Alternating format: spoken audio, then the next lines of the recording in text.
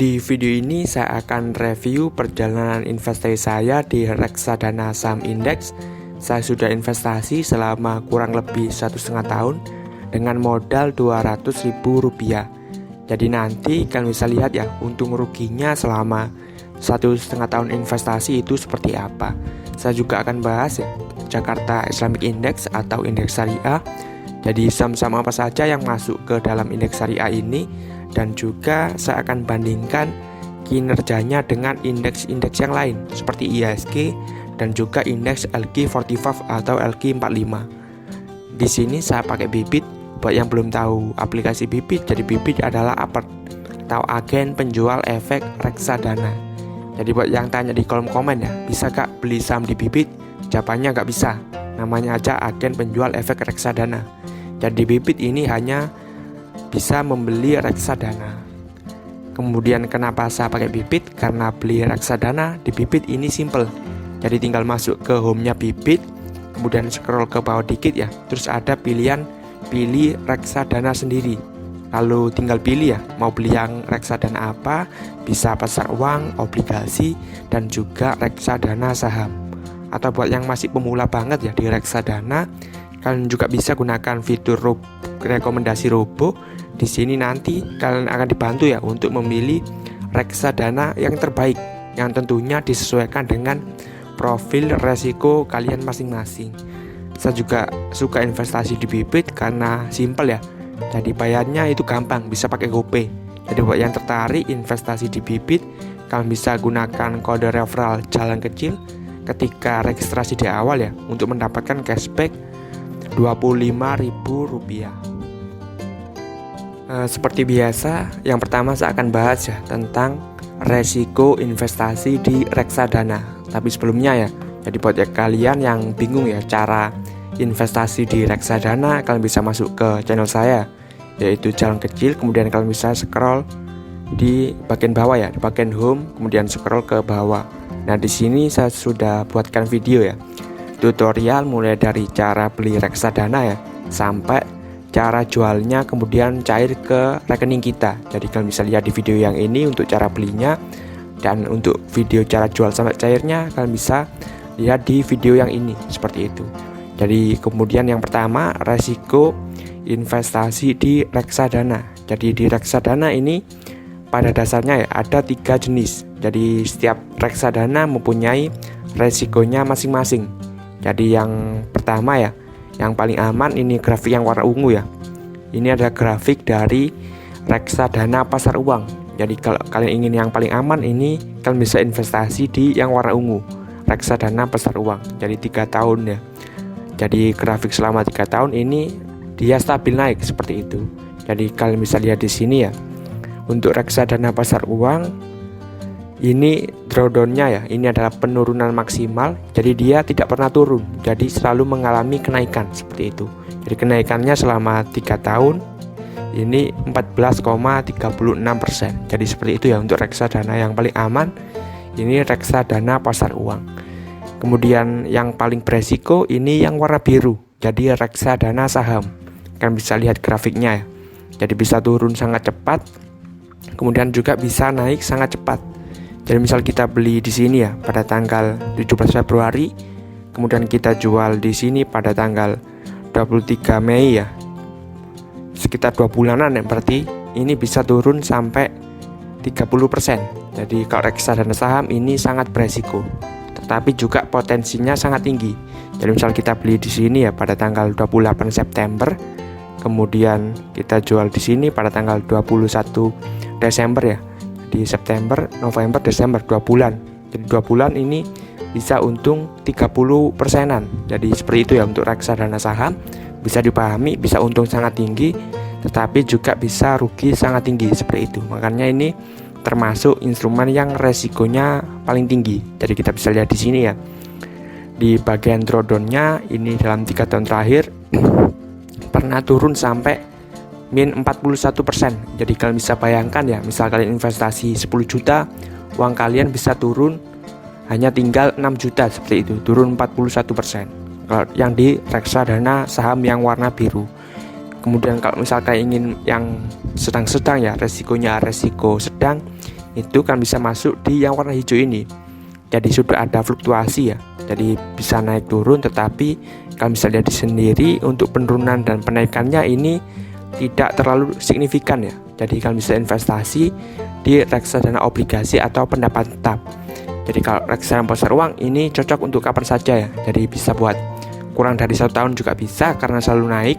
Kemudian di reksadana obligasi, kalau teorinya ini 2 sampai 4 tahun seperti itu. Kalau di reksadana saham ini biasanya dianjurkan di atas 5 tahun. Jadi yang pertama, kalau investasi di reksadana ini sesuaikan untuk jangka waktunya ya. Jadi semakin lama kalian bisa masuk ke yang agresif ya, seperti reksadana saham, dan semakin pendek jangka waktunya, misal kurang dari 1 tahun, ya kalian masukkan saja ke yang warna ungu, reksadana pasar uang. Kemudian saya akan bandingkan ya, jadikan saya investasi di produk ini ya, dana reksa indeks syariah. Jadi dana reksadana indeks yang berbasis syariah seperti itu. Dan indeks acuannya adalah JII atau Jakarta Islamic Index. Jadi di sini saya bandingkan ya, dalam 1 tahun terakhir kinerja dari JII atau Jakarta Islamic Index dibandingkan dengan IHSG dan juga IDX30. Jadi yang paling tinggi ya, kinerjanya yang paling bagus untuk 1 tahun terakhir ini yang grafik warna biru, IHSG ya. Jadi IHSG yang paling tinggi ya warna biru, kemudian yang warna hijau ini IDX30 ya, dan yang paling rendah kinerjanya ini JII. Jadi memang JII ini kinerjanya cukup biasa saja seperti itu, jadi tidak terlalu baik. Kalian bisa lihat sendiri ya, kalau misal kita coba lihat 3 tahun itu grafiknya seperti apa. Jadi kita bisa lihat di sini ya. Jadi juga sama saja ya. Jadi 3 tahun juga kinerjanya yang paling rendah ya, dibandingkan warna biru IHSG dan yang warna hijau reksadana indeks IDX30. Kemudian di sini saya akan review ya untuk produk yang saya pilih, yaitu dana reksa indeks syariah. Jadi kalian bisa lihat di sini ya untuk grafik 3 tahun terakhir seperti itu. Jadi di sini ada beberapa indikator. Jadi 1 tahun terakhir ini rugi 6%. Jadi kalau kalian investasi tepat 1 tahun yang lalu ya, jadi pada tanggal berapa ini, 7 atau 3 Desember. Nah sekarang ini rugi 6% seperti itu.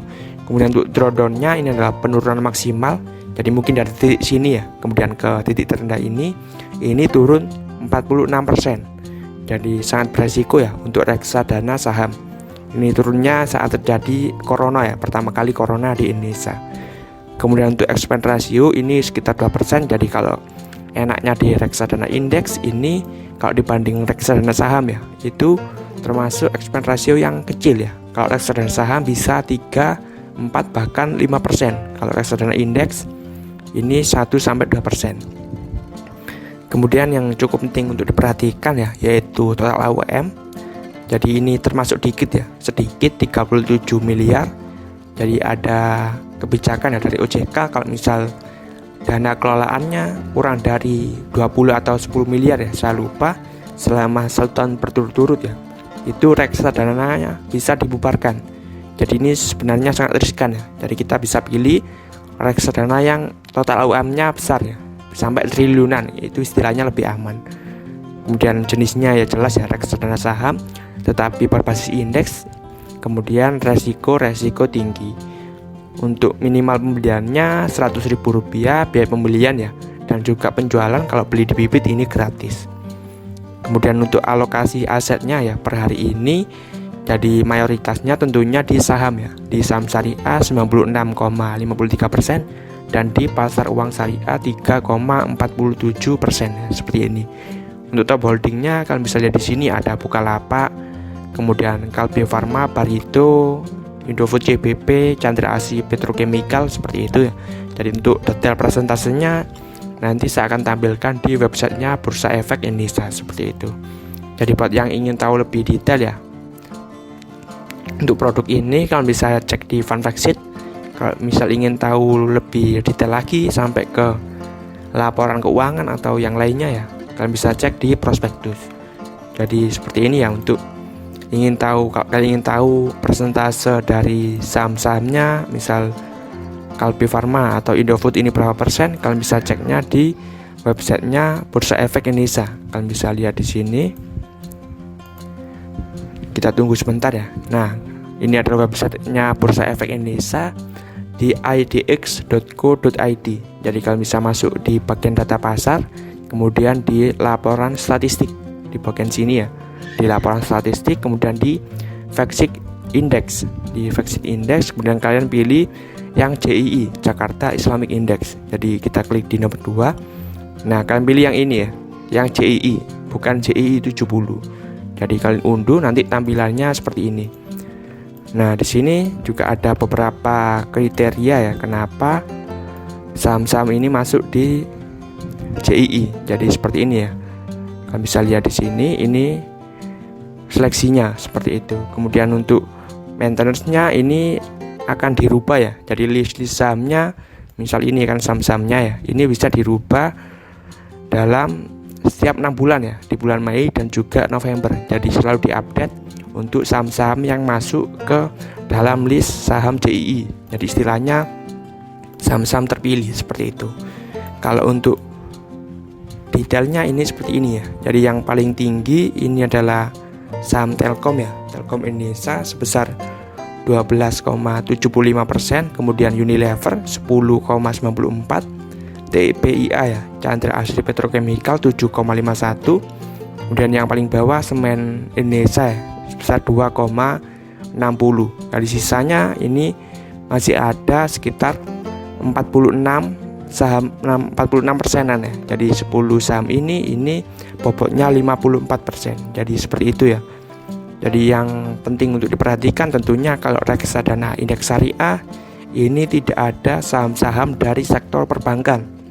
Jadi kalian bisa lihat di sini ya, dari segi sektor ini tidak ada finansial ya. Kalau misalkan lihat di sini tidak ada saham-saham bank ya, seperti Bank BRI, Bank Mandiri, tentunya tidak ada seperti itu. Dan juga industri rokok ya, tidak ada di list saham JII atau Jakarta Islamic Index. Jadi seperti ini ya untuk sektornya, berat di basic material, kemudian konsumen non siklikal ya, infrastruktur seperti itu.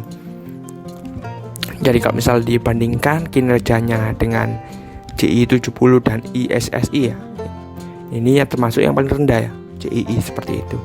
Jadi untuk hasil investasinya di sini ya, saya akan tampilkan terlebih dahulu untuk riwayatnya. Jadi saya membeli itu sekitar di sini ya, sekitar 17 atau 20 Juli 2020. Jadi kalian bisa lihat ya, saya awal beli kemudian harganya naik ya, kemudian turun. Jadi saya juga sempat mengalami kerugian hampir 7%. Jadi investasi di reksadana saham di produk ini saya turun pernah sampai 7%. Kemudian juga naik lagi ya, naik sangat tinggi dan sekarang turun. Kalau saat ini ketika video ini dibuat ini saya rugi 0,75. Jadi investasi 200.000 ya selama 1,5 tahun itu tidak selalu untung ya. Kalian bisa lihat di sini, ini justru mengalami kerugian 1.500. Jadi seperti itu ya untuk investasi di reksadana saham.